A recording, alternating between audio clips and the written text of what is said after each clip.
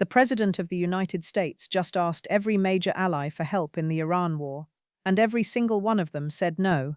If you think this is just another foreign policy disagreement, you need to hear what happened in the last 72 hours because American global power just took a hit that might change everything. For decades, Australia said no, Japan said no, South Korea said no, the entire European Union voted, and 27 countries all said no. Even the United Kingdom, America's closest ally for over a century, basically said no. President Trump wanted an international coalition to reopen the Strait of Hormuz and protect oil tankers from Iranian attacks. He called world leaders. He made public statements. He warned that NATO faces a very bad future if countries do not help, and the response was silence. Not a single warship, not a single commitment, complete isolation. Hit that subscribe button right now, because this is history happening in real time, and most people have no idea. This is not normal. This has never happened before in modern American history. By the end of this video, you will understand exactly why every ally refused, what it means for American power in the world, why Trump is so angry about it, and how this could be the beginning of a massive shift in global politics that affects your life for years to come. Let me start with what Trump actually asked for, because the request itself was reasonable. The Strait of Hormuz is a narrow waterway between Iran and the Arabian Peninsula, only 21 miles wide. Every single day, about 20% of the world's oil flows through it. Iran effectively shut it down when the war started. Comment below if you think the request was reasonable, or if you understand why countries said no. They launched missiles at tankers. They deployed mines. They made it too dangerous for commercial ships to pass through. Oil prices exploded. Gas prices in America jumped 80 cents in 3 weeks. The global economy is getting hammered. So Trump's solution was to build a coalition of warships from multiple countries to escort tankers through the strait by force. Safety in numbers. Share the burden. Show international unity against Iranian aggression. Makes sense strategically. On March 15th, Trump held a press conference. He said the United States is working with other countries on a plan to secure the Strait of Hormuz. Share this video with anyone who thinks America still leads the world like we used to. He specifically named China, France, Japan, South Korea, and the United Kingdom. He said hopefully these countries will send warships to help. He said the US has reached out and gotten some positive response, but a few countries would rather not get involved.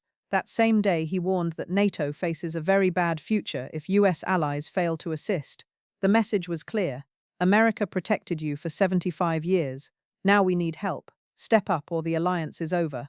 The next day, March 16th, Trump told reporters that numerous countries have told him they are on the way to send ships, but he would not name which countries. Type abandoned if you think America's allies just abandoned us. He just said numerous countries. Then he specifically called out the United Kingdom. He said some allies, including Britain, were unenthusiastic about helping despite receiving security support from the United States for decades. Unenthusiastic. That is diplomatic language for they told us to get lost. And that is America's closest ally. The special relationship. The country that fought with us in every major war for 100 years. Unenthusiastic. Now let me tell you what actually happened when those calls were made, because the public statements came fast. Australia was first. On March 16th, the Australian Defence Minister held a press conference. If you are shocked by this, smash that like button right now. He said Australia has no plans to send warships to the Strait of Hormuz. No plans. That is government speak for absolutely not happening.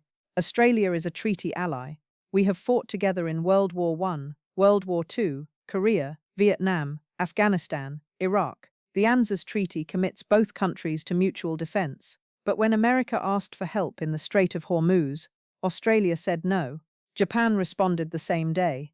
The Japanese government released a statement. They are not planning to deploy naval vessels to the region at this time. Japan imports 90% of its oil. Comment below if you think Japan made the right call or if they are being selfish.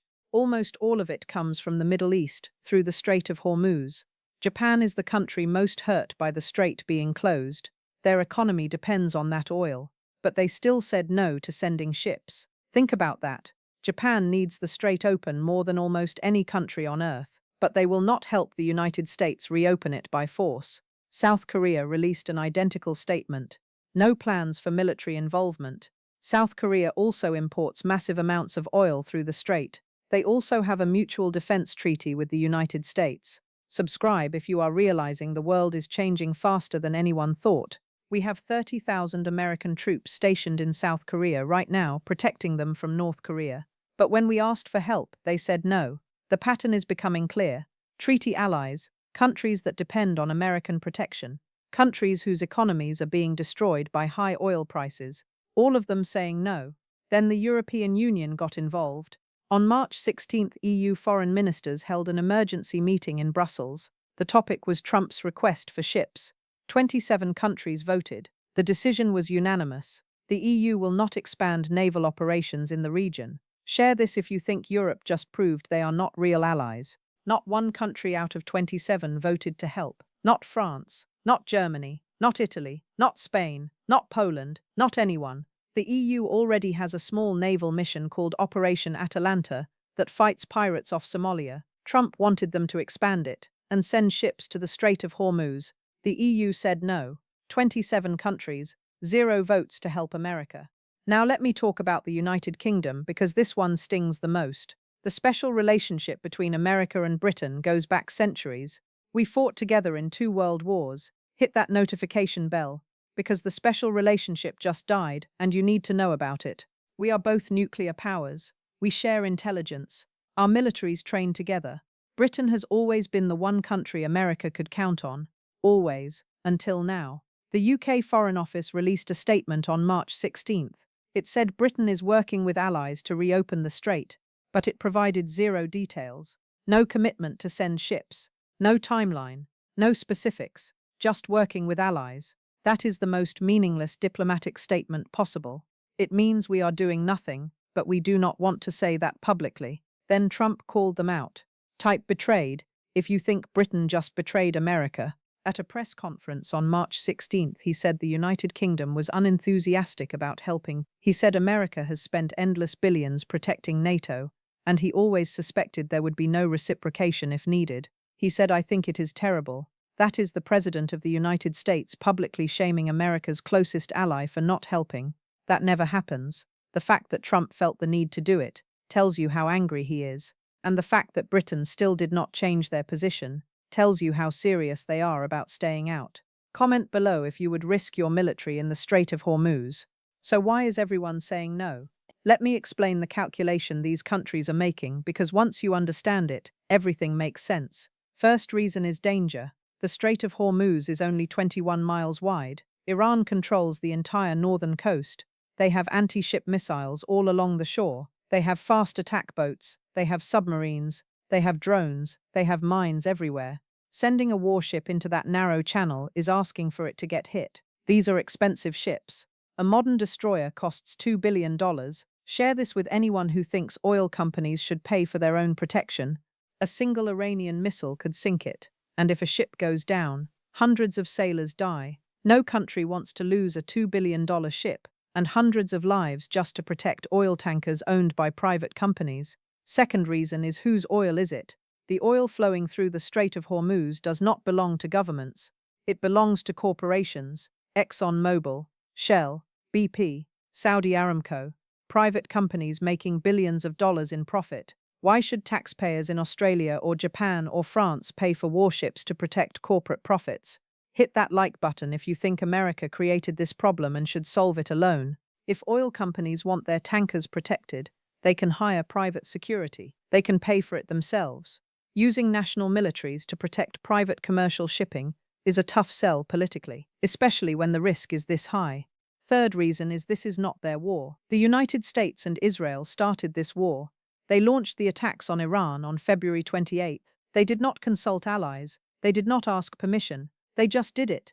Iran retaliated by closing the strait. From the perspective of other countries, this is a problem that America created. Type karma.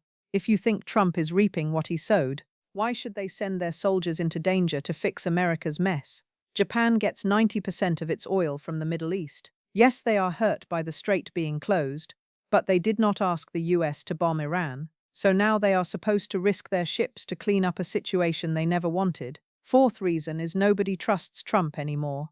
Trump has spent years attacking allies. He threatened to pull out of NATO. unless European countries spent more on defense. He started trade wars with Canada, Mexico, Europe, Japan, China. Subscribe if you think China is quietly enjoying watching America struggle. He pulled out of international agreements, the Paris Climate Accord, the Iran nuclear deal, the Trans-Pacific Partnership. He has made it very clear that Trump puts America first and everyone else second. So now when he asks for help, countries are thinking, why should we help you when you have spent years undermining us? Trust goes both ways. Trump destroyed trust, and now he needs allies, and they are not there. Fifth reason is China. A lot of Asian countries are worried about making China angry. China gets 40% of its oil from the Middle East. Comment below if you think American global leadership is in decline. China wants the Strait of Hormuz open, but China is not sending warships to help the US. They are staying neutral. If Japan or South Korea or Australia sends ships to help America, and it escalates the war, China will not be happy. And these countries all have massive trade relationships with China. They export hundreds of billions of dollars worth of goods to China every year. They do not want to pick sides between the US and China, so the safer move is to stay out of it and let America handle its own war. Share this if you think alliances matter, and Trump is destroying them. Now let me tell you what this means for American power, because this is the big picture. For 75 years since World War II, the United States has been the leader of the free world. We built a network of alliances, NATO in Europe, treaties with Japan, South Korea, Australia in Asia, partnerships in the Middle East. The whole system was based on a deal. America provides security, and in return, allies support American interests. If there is a crisis, we all work together. That system is breaking down right now. When America calls and allies say no, the system is not working anymore. Hit that notification bell, because the world order is shifting, and you need to understand it. This is not the first time allies have refused to help recently. In 2021, Trump pulled out of Afghanistan. He did not really consult NATO allies, even though they had troops there too. They were furious. In 2023, Trump started a trade war with Europe over tariffs. European leaders publicly criticized him. Now in 2026, Trump starts a war with Iran without consulting allies and expects them to bail him out when it goes sideways. And they are saying no. Each time this happens, the alliance gets weaker. Trust erodes. Type isolated if you think America is more alone now than any time since World War II. Countries start to question whether the partnership is worth it. From the perspective of countries like Japan or Germany, the calculation is changing. For decades, they relied on American military protection. In exchange, they supported American foreign policy even when they disagreed. But if America is going to start wars without consulting them and then demand they help and offer nothing in return, why stay in the alliance? Maybe it is time to build up their own militaries. Maybe it is time to be less dependent on the US. Maybe it is time to hedge and build better relationships with China. Comment below if you think the US military is overextended around the world. These conversations are happening in capitals around the world right now. Let me talk about what this means for the oil crisis specifically, because Trump needs help and he is not getting it. The US Navy can technically escort tankers through the Strait of Hormuz alone. We have enough ships in the region, aircraft carriers, destroyers, submarines. We could do it by force, but it would be expensive and risky. US ships would get hit by Iranian missiles. American sailors would die, and it would look like America acting unilaterally again, which would further damage alliances. Subscribe if you want to know what Trump does next in this crisis. Trump wanted an international coalition, so the burden would be shared, and so it would look like the world is united against Iran. But without allies joining, it is just America versus Iran, and that is a much harder sell domestically. There is also a practical problem. The US Navy is stretched thin. We have global commitments, ships in the Pacific watching China, ships in the Mediterranean, ships protecting trade routes everywhere. If we pull more ships to the Persian Gulf to escort tankers, we leave gaps elsewhere, and adversaries might take advantage. Hit that like button if you think Trump should take the gamble, or if he should find another way. China might increase pressure on Taiwan. Russia might do something in Ukraine. This is why Trump wanted allies to help. Share the load, cover more area, but allies said no. So now Trump has to make hard choices about where to deploy limited resources. Now let me tell you what Trump's options are, because he is stuck. Option 1 is keep begging allies to help and hope someone changes their mind. This seems unlikely. If they were going to say yes, they would have said yes already. The fact that they are all saying no publicly means they have made their decision. Share this if you think pride is keeping this war going, when it should have ended already. Trump could offer incentives, more trade deals, more military aid, more diplomatic support. But that costs money and political capital, and there is no guarantee it works. Plus, it looks desperate. Option 2 is go it alone. Send the US Navy into the Strait of Hormuz without allies and start escorting tankers by force. This is dangerous. Ships will get hit. The question is how many and how bad. If Iran sinks a US destroyer and hundreds of sailors die, the political fallout would be massive. Trump would be under huge pressure to escalate even further. Type waiting if you think option 4 is what will probably happen. Maybe even invade Iran with ground troops, which nobody wants. But if the US successfully escorts tankers and reopens the strait, Trump can claim victory. It is a huge gamble. Option 3 is negotiate with Iran. This is what should have happened from the beginning, but pride is getting in the way. Iran has said publicly through their foreign minister that they are willing to talk to countries about safe passage through the strait. The US could open back-channel negotiations, offer a ceasefire in exchange for reopening the strait. Both sides could claim some kind of victory and move on. Comment below if you think American power is in permanent decline, or if this is just temporary. But Trump has said repeatedly he will not negotiate until Iran is defeated, and Iran says they will not negotiate while being bombed. So someone has to blink first, and neither side wants to be the one who blinks. Option 4 is just wait it out and accept high oil prices. The US has released oil from strategic reserves. Other countries have too. Gas prices are high, but not catastrophic yet. Trump could just accept the economic pain for a few months, keep bombing Iran, and hope they eventually give up. This avoids the risk of sending ships into the strait and avoids the political cost of negotiating. Subscribe if you think understanding this power shift is critical for understanding the future. But it also means the economic damage continues. High gas prices, high inflation, angry voters, and if Iran does not give up, this could last a year or more. At some point, voters will punish Trump for high gas prices and a never-ending war.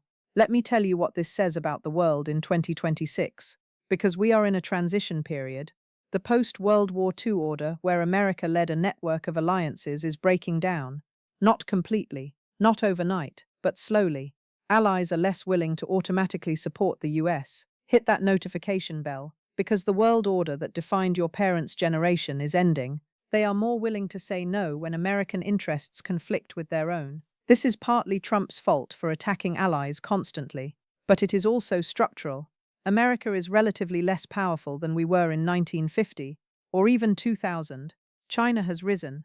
Europe is more independent. Countries have options now. They do not need to just follow the US anymore.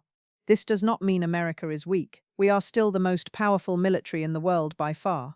We have the biggest economy. We have global reach that no other country can match. Share this video if you think this crisis could spiral out of control fast.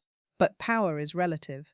And relative to where we were 20 or 30 years ago, we are weaker. And this Iran crisis is exposing that reality. The fact that Trump cannot get a single ally to send ships to the Strait of Hormuz is embarrassing. It shows that when push comes to shove, America is more isolated than we like to admit. And that has consequences. Allies around the world are taking notes right now. They are seeing that America starts wars without consulting them and then expects help when things go wrong. Type trust. If you think trust is the foundation of alliances, and Trump destroyed it, they are seeing that American promises of protection might not be worth what they used to be. They are seeing that they need to be more self-sufficient. Japan is already talking about doubling defense spending. Germany is rearming. South Korea is building up its military. These countries are hedging. They are staying in alliances with the US, but also preparing to stand on their own. And that is a fundamentally different world than the one we have lived in for 75 years. Here is what happens next, and you need to prepare for it. If this video showed you something the mainstream media is not covering, smash that like button and share this everywhere. If Trump cannot get allies to help, he has to make a choice. Escalate alone and risk American lives, or negotiate with Iran and accept something less than total victory, or just wait and let the economic pain continue while hoping Iran gives up eventually. My guess is he tries to escalate alone first. He will send US Navy ships to escort a few tankers, He will see what Iran does. If Iran backs down and lets tankers through, Trump claims victory and the crisis slowly winds down. If Iran attacks US ships, then Trump has to decide whether to retaliate massively or pull back. Either way, it is messy and dangerous.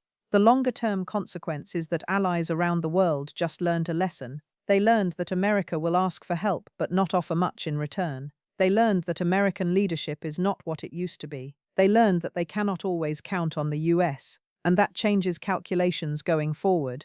The next time there is a crisis, allies will think twice before supporting America. The alliance network that we built over 75 years is fraying, and once trust is broken, it is very hard to rebuild. Let me give you the bottom line, because this is not just about one request for warships. This is about the future of American power in the world. Trump asked for help. Every ally said no. Australia, Japan, South Korea, the EU, even the UK. Zero commitments, complete isolation. This is unprecedented. It shows that the alliance system is not working like it used to. It shows that American global leadership is declining. It shows that other countries are willing to say no to the United States in ways they never were before. And all of this could have been avoided if Trump had built relationships instead of attacking allies for years.